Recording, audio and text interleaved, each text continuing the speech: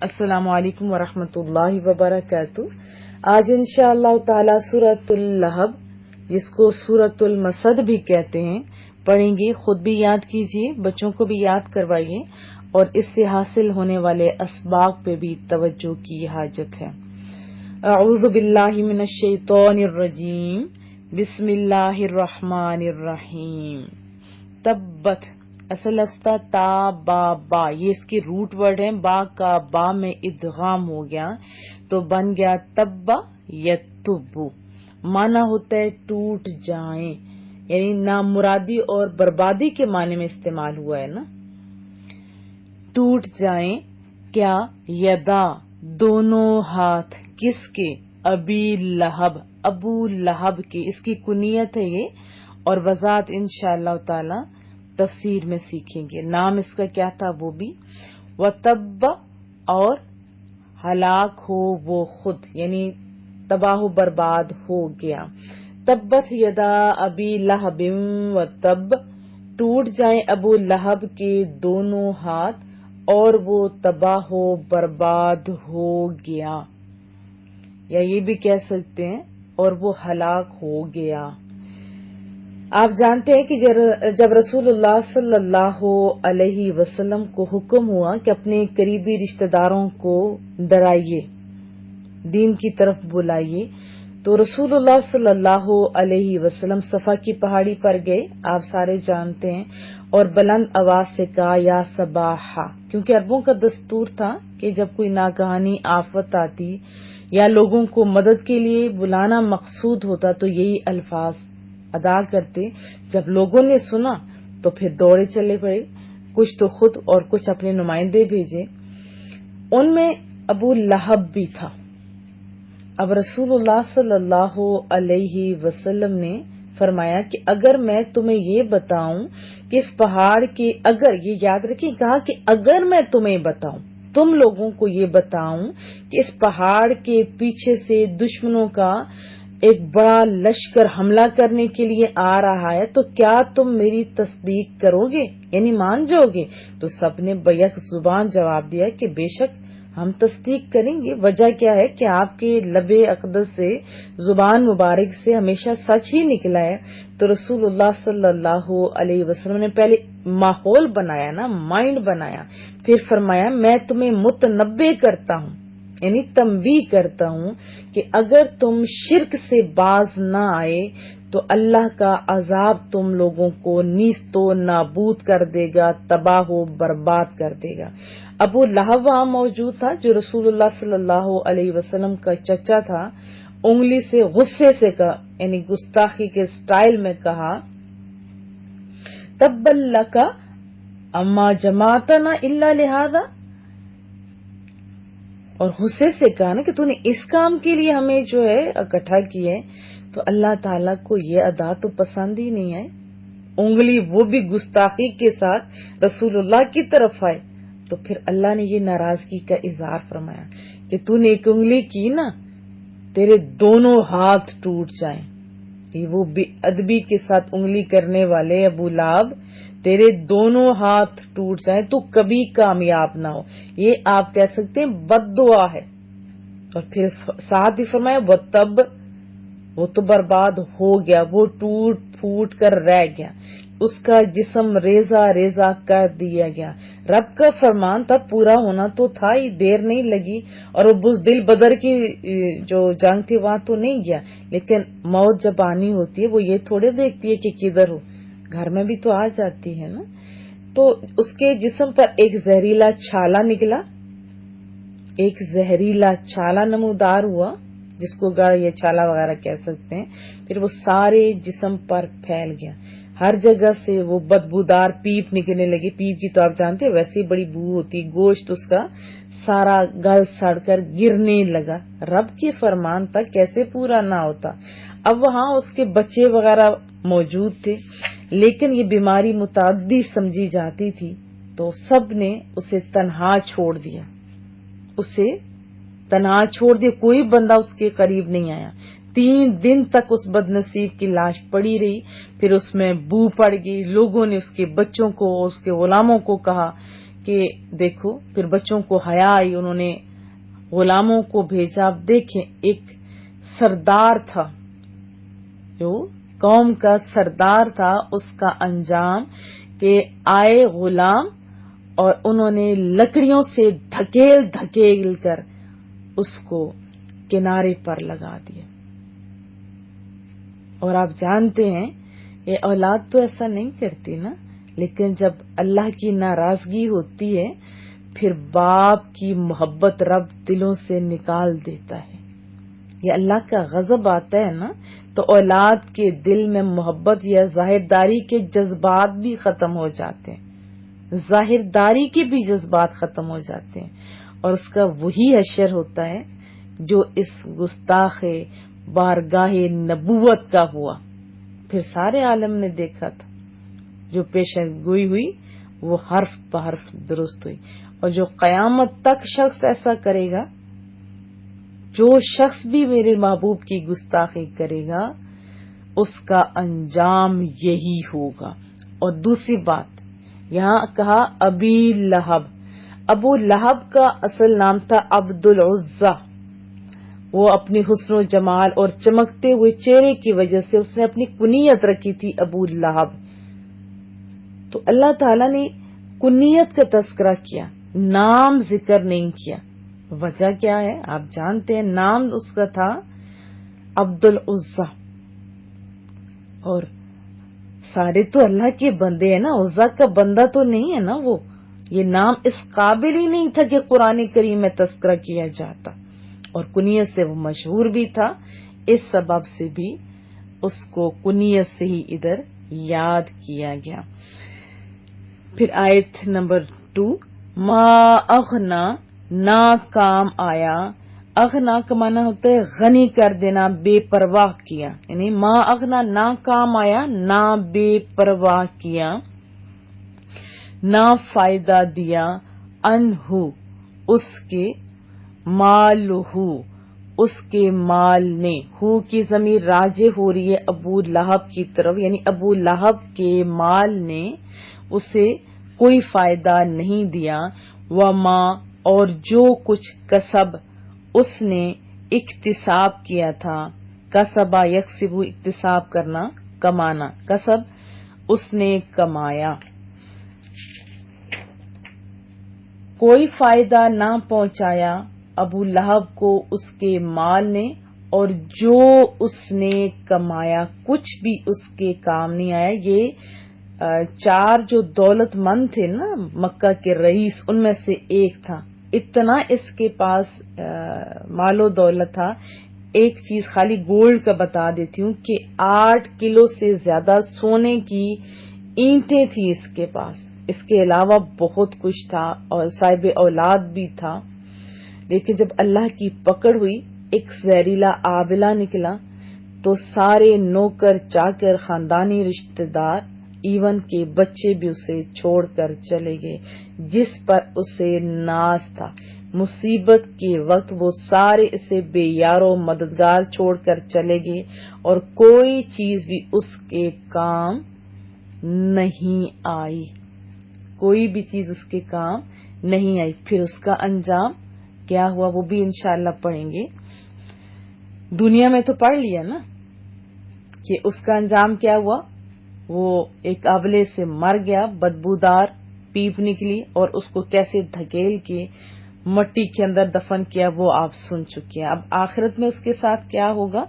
سیصلا، ان قریب ہی داخل ہوگا، جلدی وہ داخل ہوگا. کدھر؟ نارا، آگ میں.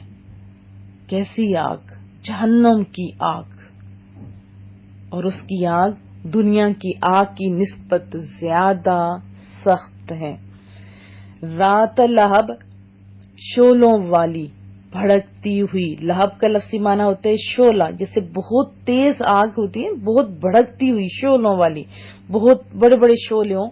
تو یہاں سے آپ خود بھی اندازہ لگا سکتے ہیں دوزخ کی آگ اور وہ بھی اتنی سخت. فرمایا سیصلا نار ذات لہب، ان قریب یعنی ان قریب وہ جھونکا جائے گا شولوں والی آگ میں. کدھر؟ شولوں والی آگ میں.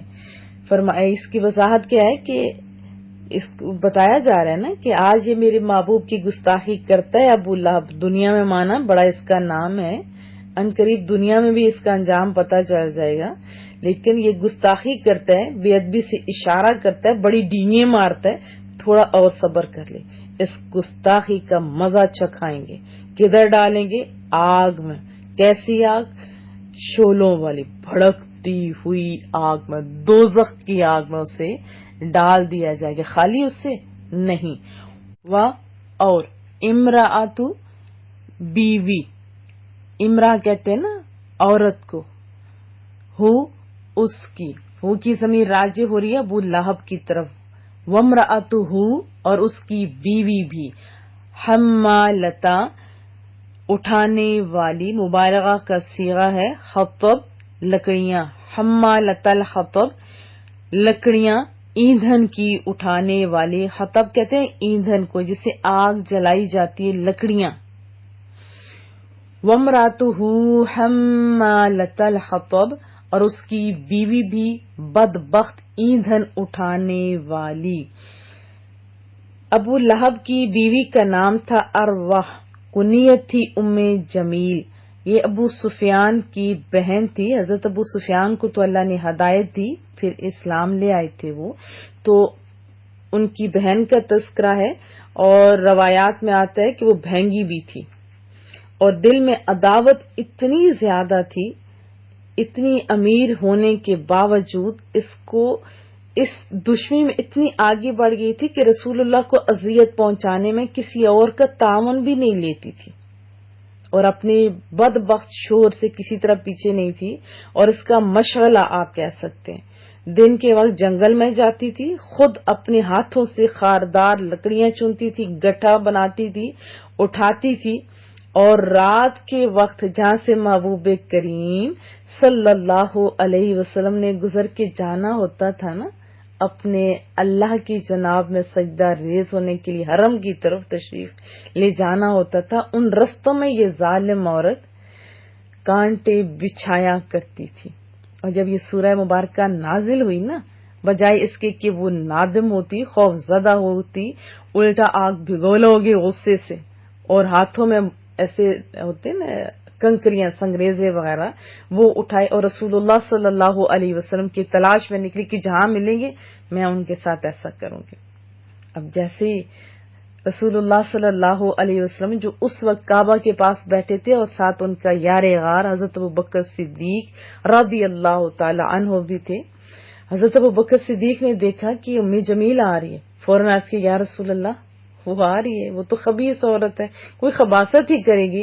تو محبوب نے فرمایا کہ آنے دو، وہ مجھے نہیں دیکھ سکے گی. پھر ایسا ہی ہوا، آئی اور بڑبڑا کے چلی گئی، اسے کچھ بھی نظر نہیں آیا.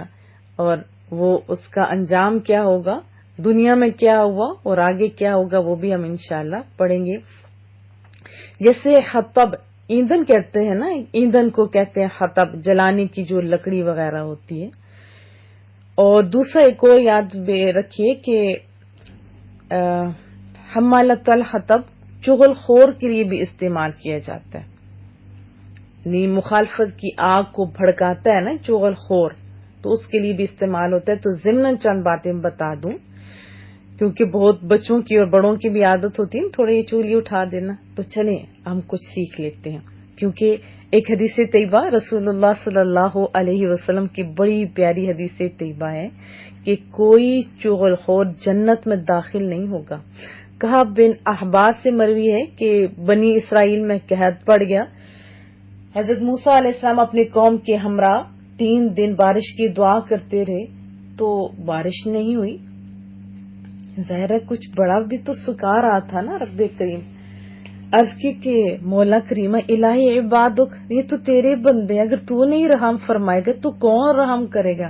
تو وہی کیجیے موسیٰ، میں تمہاری دعا جو نہیں قبول کر رہا اس کی ایک وجہ ہے کہ جو تمہارا گروہ ہے نا اس میں ایک چغل خور ہے.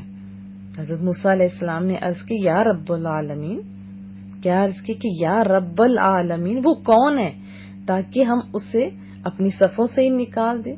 تو رب کریم نے فرمایا موسیٰ، میں تمہیں چغل خوری سے اور اس کی یہ بات بتا رہا ہوں کہ یہ غلط ہے، روک رہا ہوں، تو میں خود اس شخص کی چغلی کیسے کھا سکتا ہوں؟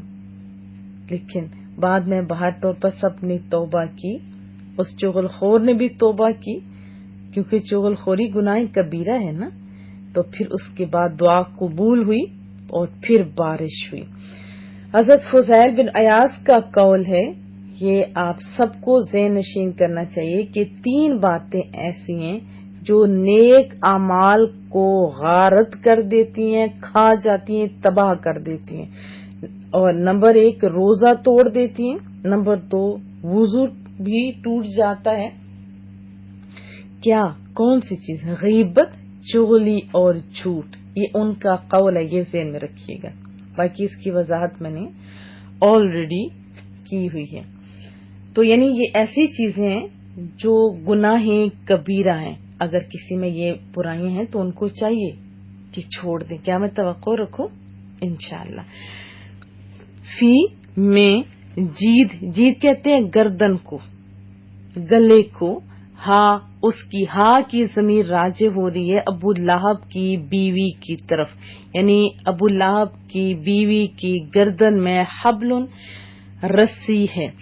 حبل رسی کو کہا جاتا ہے من سے یکی مسد، مونج کی، یہ مونج ہوتا ہے، اور مونج بھی کہتے ہیں ہمارے ایریے میں کھجور کی پوست کی، اور مونج کی آپ نے دیکھا ہوگا پاکستان میں ایسے خاردار سی وہ تقریباً کہا جاتا ہے، خاردار ہوتی نہیں، ایسے چبنے والی ہوتی ہے مونج، اور اس کی چارپائیاں بناتے ہیں وہ بل دے دے کے، اور پھر بیٹھنا آسان ہو جاتا ہے۔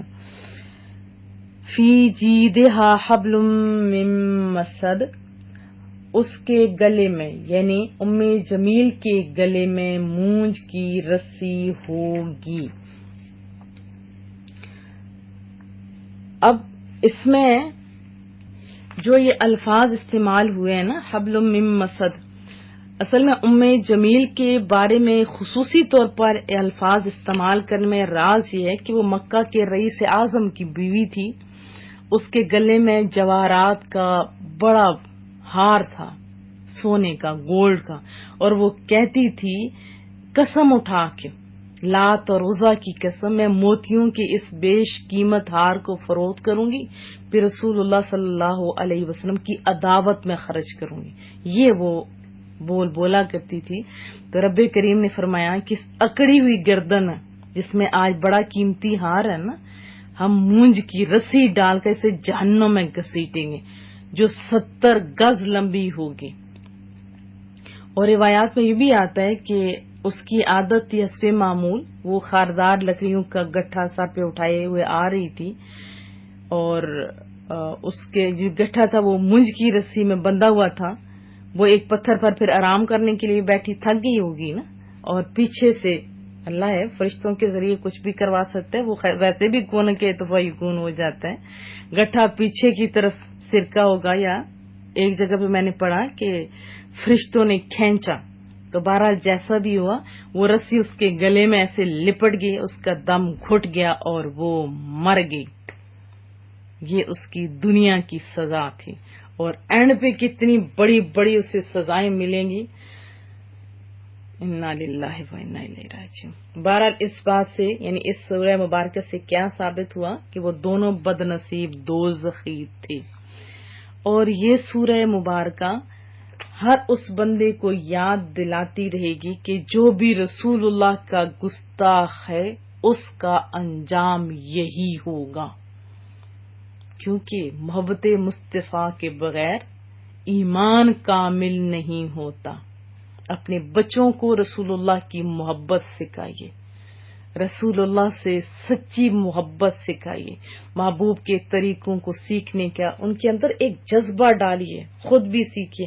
ہر بات سے پہلے آپ کہا کریں میرے محبوب کی سنت یہ ہم نے اسی لیے یہ کرنا۔ میں تو قرآن کریم بھی پڑھتے ہوئے سوچتی ہوں یہ میرے محبوب کے معجزہ ہے، یہ میرے محبوب پہ اترا ہوا ہے۔ تو محبت سکھائیے، نہیں کہیں ایسا نہ ہو کہ وہ بے دھیانی میں ادھر چلا جائے جہاں پہ گستاخیاں ہو رہی ہوں۔ تو گستاخوں کا انجام ہمیشہ سے یہی ہوا ہے اور رہے گا۔ اللہ پاک ہماری بھی اور ہمارے بچوں کی ایمان کی حفاظت فرمائے۔ ایمان سب سے قیمتی دولت ہے۔ رسول اللہ صلی اللہ علیہ وسلم کا فرمان بھی ذہن نشین رہے کہ ایک وقت آئے گا جب لوگ صبح ایمان والے ہوں گے تو شام کو ایمان سے خالی ہوں گے، اور شام کو ایمان والے ہوں گے تو دوسرے دن ایمان سے خالی ہوں گے۔ تو اپنے بچوں کے ایمان کی طرف توجہ دیجیے، اپنے ایمان کی طرف توجہ دیجیے۔ مجھے امید ہے انشاءاللہ تعالی اس سے ملنے والے اسباق اس پر آپ توجہ دیں گے۔ دعاؤں کی درخواست رہے گی، اللہ پاک آپ سب کے لیے بہت ساری آسانیاں پیدا کرے۔ دعاؤں کی درخواست رہے گی، اپنے ادارے عطاء القرآن اور تمام ممبران کو دعاؤں میں یاد رکھیے۔ السلام علیکم ورحمۃ اللہ وبرکاتہ۔